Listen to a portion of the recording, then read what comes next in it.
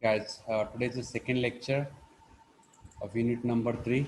I'm just sharing the screen with you. Hope it is visible. So, in yesterday's lecture or the last lecture, we have seen few 4 points from this unit number 3, product development from concept to product function. So, how will we proceed from concept to the creation of the product function? So yesterday we talked about the concept, and today we will conclude like how the concept is finalized. Okay. So what we talked yesterday, like we had an introduction on basically how this whole process works, what is business thinking, and what is the difference between business and design thinking. And we saw a whole process, and then we start touch base with first topic, product information gathering.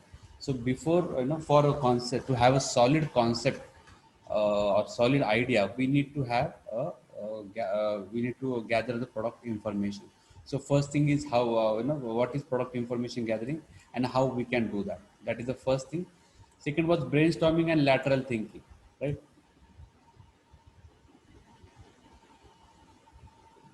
Once we have the information gathered with us, we will be putting all the information gathered, requirements, what customers are asking, what customers want, all that thing we'll put on table, and then we'll start discussing on that, and that discussion is called brainstorming, right?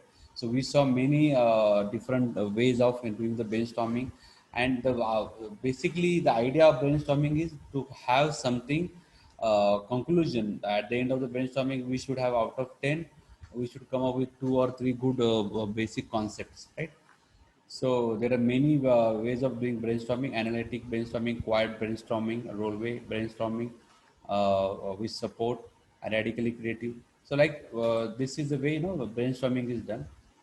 Once that is done, then we will do whatever outcome of the brainstorming is there. We'll do morphological analysis of the project. This we will try to divide it in small functions, and then try to do the analysis of that particular concepts. Okay.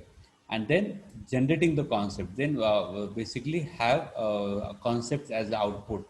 Then maybe couple of concepts, and then we will come up with a final concept for our design.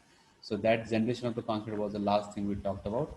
Okay. So today now we will see, well, now we have many like say couple of or two or three or four or five whatever concepts you have as the output of your information gathering, brainstorming, and concept generation part. Now we have to do selection of the concept. Out of those 10, we have to select best one or two, and then do a evaluation of that and see whether it is doable or not. That doable is the second part, is the feasibility, whether we can whatever concept you have created or you have finalized, or we have agreed on by all teams, it is feasible or not. So we'll touch base with these two topics today. Concept selection, like it is not picking the ideas which best satisfy the product design, the design specifications. So now you already, like for the design, you have design specifications with you, right? So for those designs, you will come up with a which concept satisfied is in the most in the best way, right? So what are these stages? Understanding customer needs, developing PDS, product design specification, generating many concepts, right? So this after this, now you are basically have few choices, like how to or which is the best concept which satisfies user needs. Selection is an iterative process. Basically, it is not like okay, just select out of 10 one. It is not, that is not the case. It may go again and again in the loop. We may need a new or modified concept. So one concept may be finalized, but we can ask for okay, this concept we need this to a couple of modifications, and this will be the best concept. Okay, or may need more info. Like we to go ahead with that concept, we need more information. So it is not that it is we are all set with that. Okay. So concept selection is basically weeding out bad ideas. Means whatever bad ideas. So like out of 10, like whatever bad ideas, that take those out. Not trying to pick up the best idea. The latter is too hard. Okay. So basically, instead of selecting the best out of 10, we will try to take out the bad things out. Right. So take out first three or four bad ideas. Then out of the six, which are the bad, which are the uh, So instead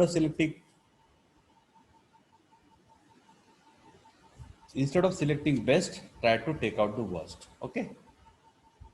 So selection is a narrowing process, not a competition, right? Are you getting it? So basically, how to select the best concept? Take out the bad one out first. Okay. So try to push yourself in a customer shoes. Like assume you are a customer, what you will want. This is not good if you pick based on your. So you should not pick up assuming you are doing it. You have to see that what customer is expecting or what customer wants. So whether customer would like this or not. Wait a day or two after any brainstorming session, before running into selection process. So because let the thing boil down, like if there are hot arguments, some arguments are there, let them settle down. So now if this diagram will show you how this is done. Like so when the concept generation is this is one step, but then concept screening like checking all the concepts, the next step concept scoring, marking the concept, and concept testing means for selection of the concept and doing a testing of it. See now here when we start this with the brainstorming or information gathering process, right, we have so many like say 15 20 different options of the product or concepts are there, right? So this is concept generation by using information and by using brainstorming.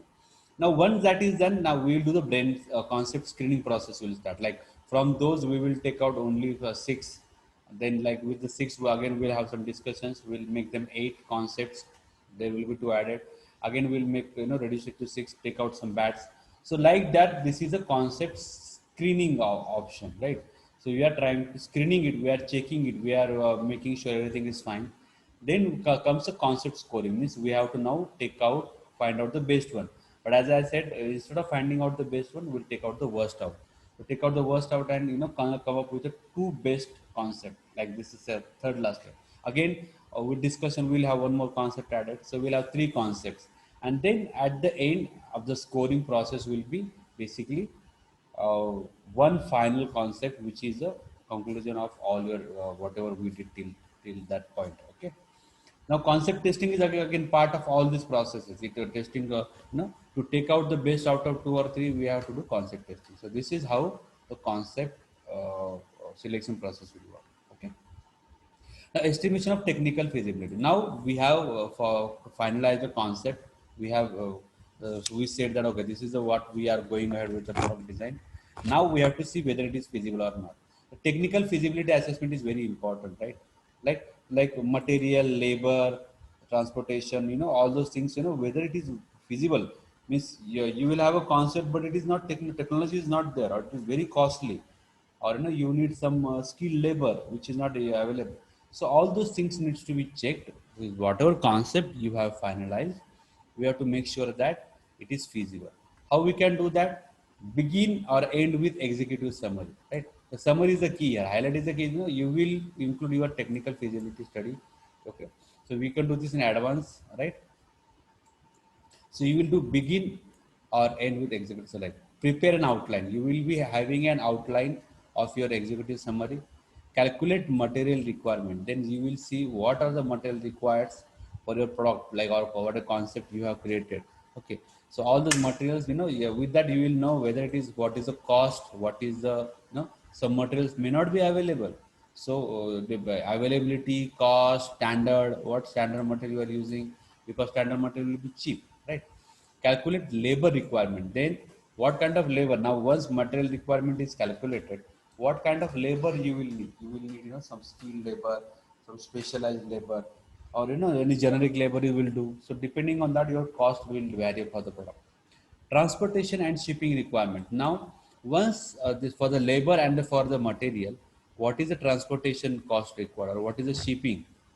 If it has to be get from some from outside of your country, then your transportation will increase. So it means if it is a bulk transportation, then it might be cheap, but if you have to, for one single item you have to get something from outside, it is will be very costly. So you need to check out what is the transportation and shipping requirements for the your concept. Accordingly you can modify or change your concept or change your material. calculate marketing required. Now your product is ready, but how can we, or where you will market it, or how the marketing, how much marketing is required, how you will do the marketing, how much cost is involved in the marketing.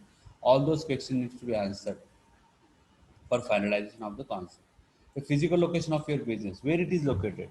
So, because depending on location, it will. So your, if it is located in a say, have any posh area or any city, it will be costly. Your rent.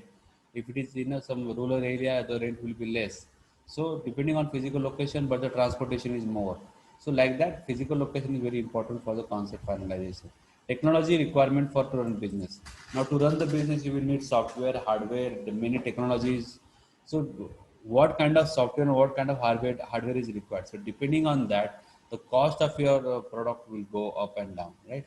Include target dates. Obviously you will have to need to have some dates, like for the design completion of the design, completion of the product, completion of the manufacturing, giving it to the customer service. All those dates are there, like check on those dates for the concept feasibility test and summary of the technical feasibility study. And at the end of all these, like conclusion of executive summary, outline, material requirement, labor requirement, transportation, marketing requirement, physical location, technology requirement, dates, all that you will have a summary of all those requirements, from the production to the customer receipts, and this will help the customers to know, investors to know more about your business. So basically, with this, you will get to know whether you will your technical concept is technically whether it is feasible, whether it is in your budget.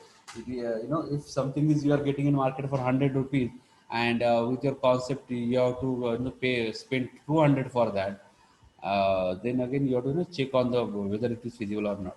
So like that, we will do feasibility study, and once the feasibility study is okay, that okay, this is perfectly fine, everything looks fine, then you will create, basically say that that particular concept is finalized. If that particular feasibility study says something is, whatever issues are there, cost is high, transportation is high, you will go again back to this process, again change the concept, and with the different material, again you will come up with a better concept. So this is, as I said, it is evolving process, a iterative process. And then once your feasibility study says okay, then you have your final concept fixed, and then you will go ahead with the concept now, with the final with the product design.